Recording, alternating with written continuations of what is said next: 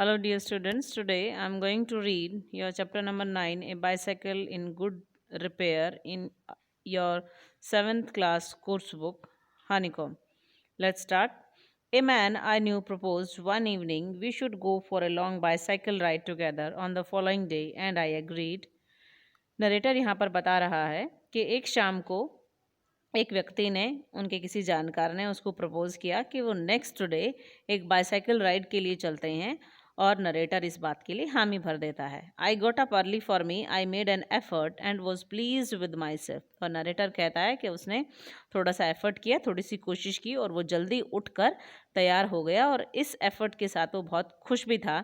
He came half an hour late, I was waiting for him in the garden. लेकिन जो व्यक्ति आने वाला था, नरेटर का जो जानकार था, फ्रेंड था, वो आधा घंटा लेट था और इसलिए नरेटर आधा घंटे तक अपने गार्डन में उसके लिए वेट कर रहा था। It was a lovely day, he said. और उसने कहा कि ये दिन बड़ा ही सुंदर था, बहुत ही प्यारा दिन था।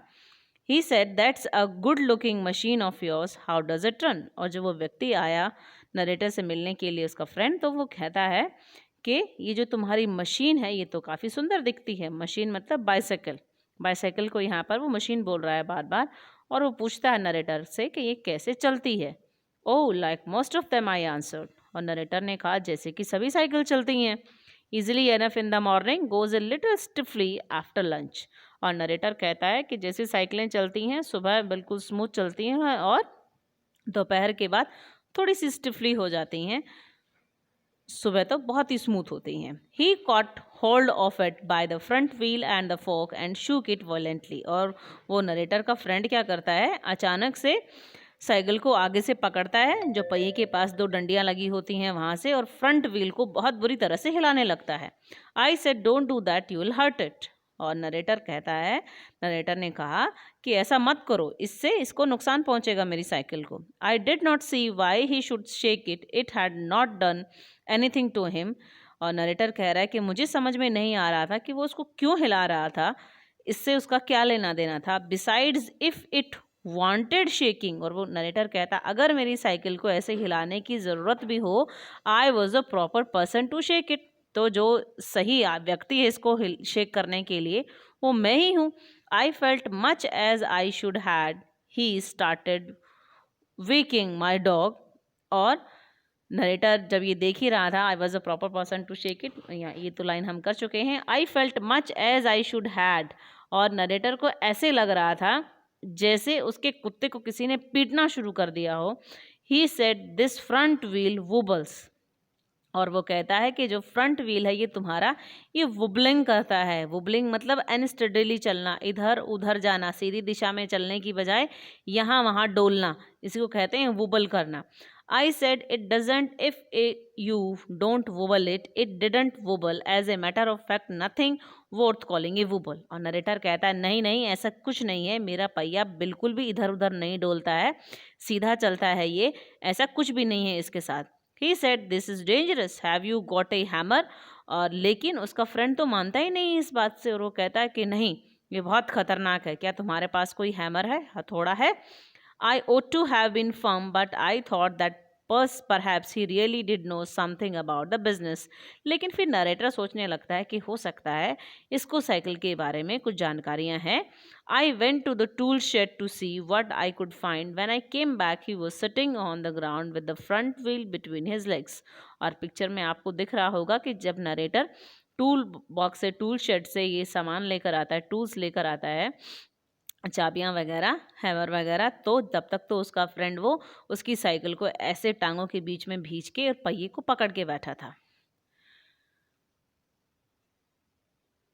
He was playing with it. और वो क्या कर रहा था, उस पहिए के साथ खेल रहा था। Twiddling it round between his fingers, अपनी उंगलियों के बीच में उसको ट्विडल कर रहा था, टर्न कर रहा था। The remnant of the machine was lying on the gravel path beside him. और जो बाकी बची मशीन थी, मतलब उसने पहिया निकाल लिया है साइकिल का और उसको अपनी उंगलियों में ऐसे यहाँ वहाँ हिला रहा है, और बाकी की जो मशीन बाइसाइकिल है वो ऐसी ज़मीन पे पड़ी हुई है पाथ पर। He said it looks to me as if the bearings were all wrong. और वो कहता है कि मुझे तो लगता है कि तुम्हारी साइकिल के जो बियरिंग है ना वो ख़राब हो गए हैं। I said, don't you trouble about it anymore. You will make yourself tired. Let us put it back and get off. Narrator तब उससे क्योंकि छुटकारा पाना चाहता है तो कहता है, तुम ज़्यादा परेशानी मत लो, तुम थक गए होगे, इसको दोबारा से ऐसे ही बंद कर देते हैं. He said, we may as well see what is the matter with it. Now it is out. He talked as though it had dropped out by accident. और वो अब ऐसे बिहेव कर रहा है कि जैसे ये तो अचानक ही निकल आया है पहिया, उसने नहीं निकाला हो. Before I could stop him, he had unscrewed something somewhere and out rolled all over the path some dozen or so little balls.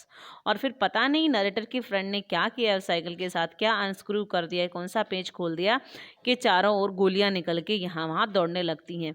लगभग 12 डजन के आसपास गोलियां हैं जो पाथ पर पेमेंट पर यहाँ वहाँ डोल रही हैं.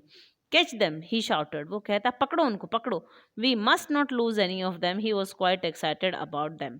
और वो काफ़ी एक्साइटेड था उन गोलियों को पकड़ने के लिए. वो कहता है कि हमें इनको गुम होने नहीं देना है. We grovelled round for half an hour and found 16.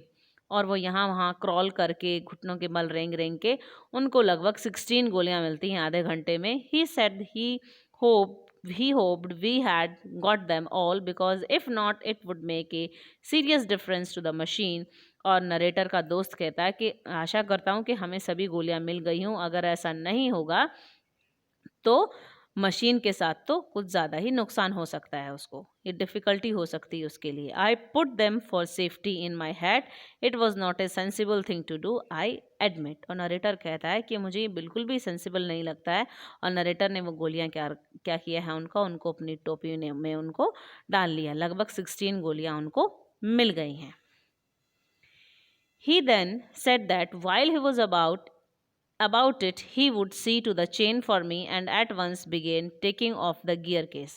और वो जब ऐसा वो एक काम तो कर ही चुका है, उसने सारी बियरिंग की गोलियां तो निकाल के यहाँ वहाँ फेंक ही दी है, अब वो गियर केस पर उसकी नज़र पड़ी है. I did try to dissuade him. Dissuade मतलब रोकना. him from that. I told him what an experienced friend of mine once said to me solemnly, if anything goes wrong with your gear case, sell the machine and buy a new one, it comes cheaper. और क्योंकि narrator उसको रोकना चाहता है अपने friend को gear case को खोलने के लिए, तो उसको कहता है कि एक बार मेरे फ्रेंड ने तो मुझे ये कहा था कि अगर गियर केस में कुछ गड़बड़ हो जाए तो फिर अपनी बाईसाइकिल को बेच ही देना, क्योंकि जितने में ये ठीक होगी उतने से कम पैसों में तो एक नई साइकिल आ जाएगी, वही तुम्हें सस्ती पड़ेगी, नहीं तो ये बार बार फिर ख़राब ही होती रहेगी. He said, people talk like that who understand nothing about machines. Nothing is easier than taking off a gear case.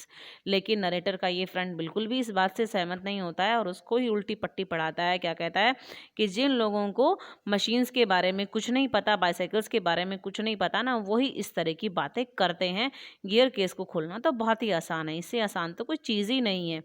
I had to confess he was right. In less than 5 minutes, he had the gear case in 2 pieces lying on the path and was groveling for screws. और narrator को confess कर रहा है कि हाँ वो ठीक ही था और उसने बिल्कुल 5 मिनट में ही गियर केस को 2 पीसेस में खोल के मेरे सामने रख दिया था. मतलब उसकी बात सही थी कि इसको तो खोलना कितना आसान है, 5 ही मिनट में उसने सारे गियर केस को खोलकर यहाँ वहाँ फैला दिया है. He said it was always a mystery to him the way screws disappeared. और उसका फ्रेंड कहता है कि ये बड़े रहस्य की बात है कि पता नहीं पेंच यहाँ वहाँ कैसे गायब हो जाते हैं अपने आप से. Common sense continued to whisper to me, stop him before he does any more mischief. You have a right to protect your own property from the ravages of a lunatic. और नरेटर की जो common sense है अंदर से, उसकी अंतरात्मा उसको कह रही है कि इसको रोको जो ये नुकसान कर रहा है तुम्हारी बाइसाइकिल के साथ, और ये तुम्हारा अधिकार है कि एक पागल से अपनी चीज़ की रक्षा करना. रेवेज होता है डैमेज और लुनेटिक होता है पागल. Take him by the scruff and the neck and kick him out of the gate. उसकी अंतरात्मा उसको कह रही कि इसको कॉलर से पकड़ो, इसकी गर्दन से पकड़ो इसको और उसको लात मार के घर से बाहर भगा दो, क्योंकि वो उसकी आंखों के सामने ही उसकी चीज़ का नुकसान कर रहा है. But I am weak when it comes to hurting other people's feelings and I felt him mud alone. लेकिन नरेटर इस बात को कन्फेस करता है यहाँ पर कि वो वीक है, थोड़ा सा कमज़ोर है जब दूसरों को हर्ट करने की बारी आती, दूसरों की फीलिंग्स को हर्ट करने की, और जैसी उसको अंतरात्मा कह रही है वैसा वो नहीं कर पाता, और वो मडल कर रहा है दोबारा से उसकी चीज़ के साथ, ऐसे ही धक्का मुक्की मचा रहा है. He gave up looking for the rest of the screws. He said screws had a knack of turning up when you least expected them, and that now he would see to the chain. और अब वो screws पर ही comment कर रहा है कि इनको तो ढूंढना कितना मुश्किल है. अब वो चेन की तरफ देख रहा है, साइकिल की जो चेन थी.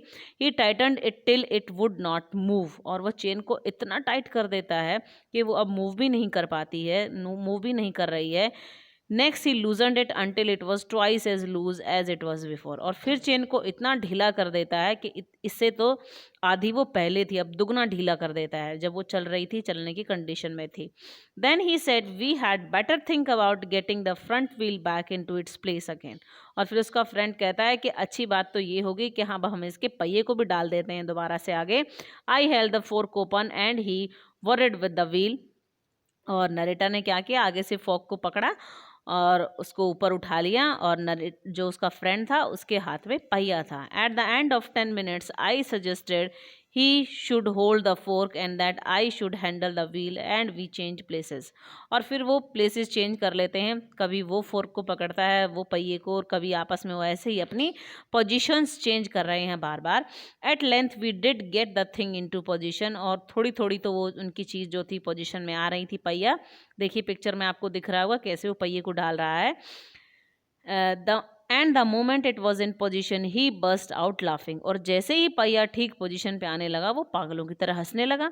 आई said what's the joke. Narrator कहता है इसमें क्या हंसी की बात है. He said well I am an ass. तो नरेटर का फ्रेंड कहता अरे कुछ नहीं, मैं तो ऐसे ही गधा हूँ. It was the first thing he had said that made me respect him. और नरेटर को उसकी बात बड़ी अच्छी लगती है कि वो खुद को गधा बता रहा है. नरेटर कहता कि हाँ सही में ही गधा है. I asked him what had led him to the discovery.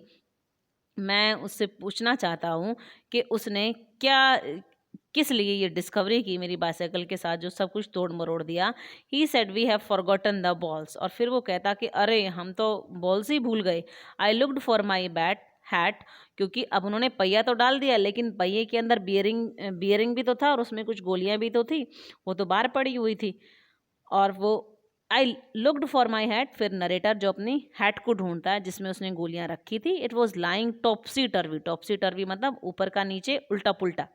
In the middle of the path. He was of a cheerful disposition. He said well we must put back all we can find and trust the to providence. और narrator का friend कहता अरे जितनी मिलती हैं उतनी हैं गोलियां हम इसमें डाल देते हैं और फिर देखते हैं क्या होता है. We found 11. 16 तो नरेटर ने डाली थी गिन के, और उसमें से उसको केवल 11 मिली हैं, और पहले शायद 16 में से भी कुछ पहले ही गुम हो गई होंगी ढूंढते हुए जब निकली थी वो बाहर.